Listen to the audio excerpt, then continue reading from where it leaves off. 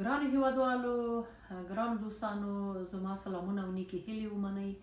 د رسانو له لارې خبره شومه چې د افغانستان د کرکټ پخوانی ستوری ښاغلی شاپور زدران سخت ناروغه دی او د درملنې لپاره درنو قدرمنو د شپور زدران د صحت په حواله هم نوې اپډیټ راغلی دی. لکه څنګه تاسو ته معلومه دی چې د یو څو ورځو نه د افغانستان فاست بالر کرکټر شپور زدران ډیرو سختې ناروغۍ کې مبتلا شوی و. انډیا یو هسپتال کې اډمټ دی.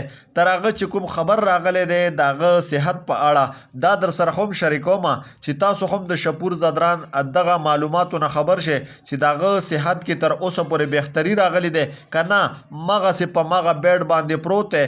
که موږ تاسو وګورو په سوشل میډیا باندې هم دغسې د دنیا تصویران وایرل شوي دي، ویل کېږي چې شپور زدران ټیک شوی دی. خو موږ چې کوم معلومات اکټه کړی دی د شپور زدران د صحت په اړه دا در سره هم په دې ویډیو کې شریکوم. ویډیو تر اخره را سره وګورئ. ویډیو سره سره چینل در سره لازما سبسکرایب کړئ، ولې دا د پښتنو چینل دی. موږ غواړو چې د خپلو پښتنو خدمت وکړو. نن د نغمه جانې هم دغه پیغام تاسو واورېدو. د شپور زدران دپاره د نیکو خواهشاتو او د روغ صحت دپاره دواګانې کړي دي. خو قدرمنو دوستانو تر اوسه پورې چې کوم معلومات موږ راجمع کړو د شپور زدران په حوالې سره، شپور زدران اوس هم په مغه بیډ باندې پروت دی.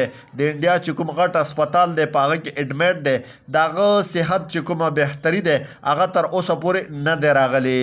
ټولو ملګرو نه ټولو پښتنو نه دغه یو ریکویسټ کړی دی چې هغه دپاره شپور زدران دپاره دعاګانې کوئ چې الله پاک روغ صحت ورکړي او الله پاک او د نیک اعمال دپاره روغ صحت ورته ورکړي.